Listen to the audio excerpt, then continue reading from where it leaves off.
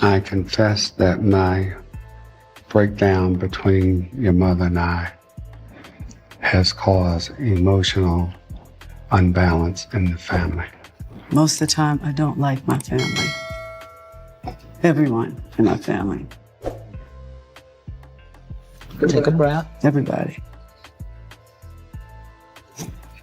I feel like I'm angry at everybody in my family. I don't like my family. If they weren't my family, they wouldn't be my friends. Okay, honey, so apparently Ashley, the Braxtons' niece, just ripped a lid off a whole vault of family dysfunction and trauma.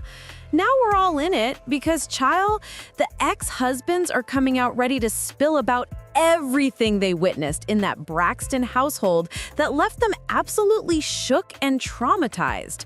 When these men say the Braxton sisters are carrying generational trauma like it's a designer handbag, they mean that from the bottom of their souls. Even Toni's ex-husband, Keri Lewis, is giving us a whole masterclass, breaking down exactly how Toni allegedly used her sisters like stepping stones to boost her career. He's serving us all the tea on why the sisters, especially Tamar and Tawanda, can barely stand to be in the same room together. Well, Tamar, you had me thinking I was crazy too. I see, you know what? It felt like a surviving Tamar moment. You know, they always talk about how, women is being mentally abused and physically abused. Men get mentally and physically abused too. Cause she just socked me in my jaw before. You feel me? And I'm sure Jeremy got before and got their head cracked. Okay? And them gas station pills, yeah, you gotta do something to stay afloat, huh? Now look, every family's got their dysfunction, we get that. But honey, the Braxtons take that mess to a whole other stratosphere. And if we're gonna get into how this sister situation became the absolute disaster that it is today, we've gotta go back to the root. Evelyn and Michael Braxton Sr., the parents who started this cycle. When Ashley finally came forward with her truth about one of her auntie's husbands having a completely inappropriate relationship with her, the way the family responded, both back then and now, child, told us everything. When this girl was just 16, a literal child, the family put all the blame on her shoulders and started keeping their distance like she did something wrong.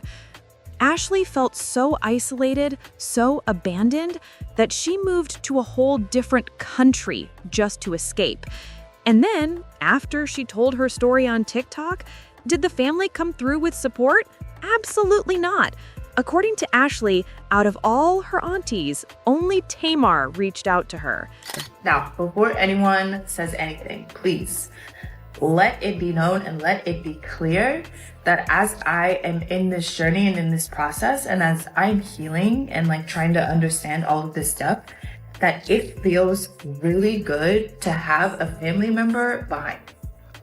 She liked Ashley's post and reconnected because apparently Tamar had been keeping her distance too while recovering from eerily similar trauma. But hold on, what's the excuse for the rest of these aunties? Nothing. Not a text, not a DM, nothing. You would think that Grandma Evelyn would be horrified about what happened to her granddaughter, but still nothing. Ashley even said her own father, Mikey, sent her a cease and desist letter threatening to sue her if she went public. That is just nasty and vile, period. And what's also telling as hell is that they're way more focused on shutting her up than actually healing and bringing her back into the family. And Ashley ain't even the only one. When Tamar came forward about being inappropriately touched as a kid, her own sisters basically verbally slapped her.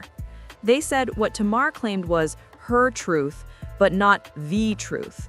We all know that means they don't believe her. They were more pressed about Tamar not calling them first before going public versus actually caring about her trauma.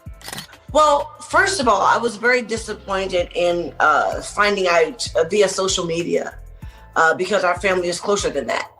And to have someone else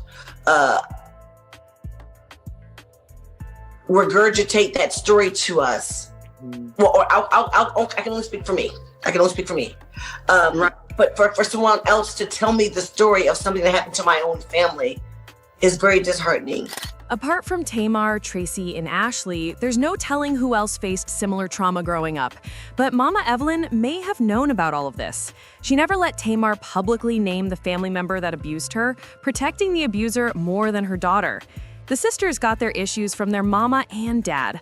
Michael Sr. abandoned them after the divorce and married his side piece. Their mom ended up hospitalized, and Toni had to step up as the parent when she was barely grown herself. When she started blowing up in the industry, Toni became responsible for her sisters' careers too. My sister Tracy is the one who said to me, Toni, you know, when you make it, you can help us come on. So I always tried to abide that. But the responsibility of it is so heavy for me. I feel I can never live my life, and I never used to say it. I never used to say anything to anybody. Toni was competing with legends like Mariah Carey and Whitney Houston. Now, Toni has a beautiful voice, but compared to those powerhouses, she ain't first or second place. So she recruited Tamar to be her secret weapon. It was really Tamar that made Toni sound incredible on those records. Toni had Towanda as her personal assistant and Trina singing background vocals. But when Tamar started craving her own spotlight, the divide really showed. Their girl group couldn't function because the sisters were always fighting. Then, when Tamar got with Vince, he secured them a reality show. Towanda thought the show would benefit everyone, but Tamar became the breakout star. She got her solo career, spin-offs, and a daytime talk show. According to Tawanda's ex-husband, Andre, that's when the resentment really festered. You felt guilty because you know how you've been acting. And however, excuse me, let me finish because I let you talk. Thank you. I will. Continue. And I will. And I will. And yes. So, and then you decided that, you know, you wanted to say something, like you just couldn't let him say something nice about me. Do you think you've been the same exact person?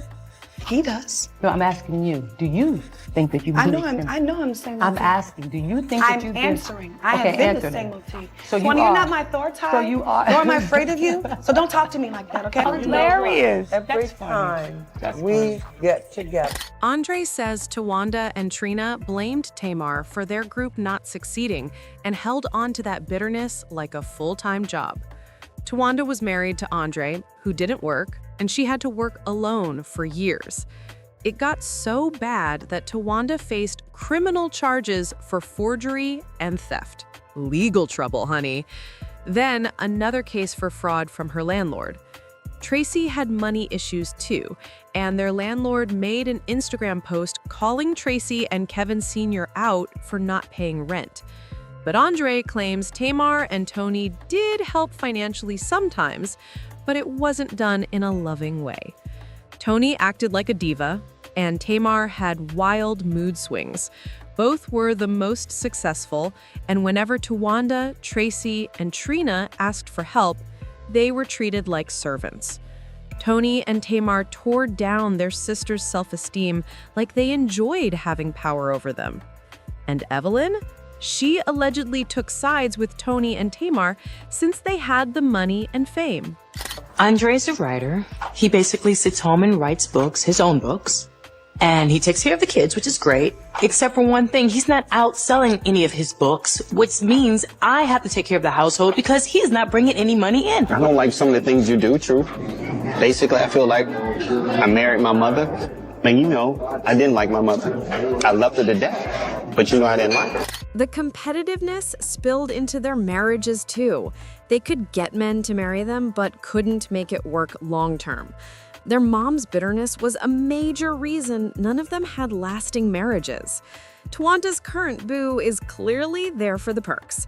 She's way more into him than he is into her. Toni had a messy split, and allegedly, Birdman swings both ways, which caused issues.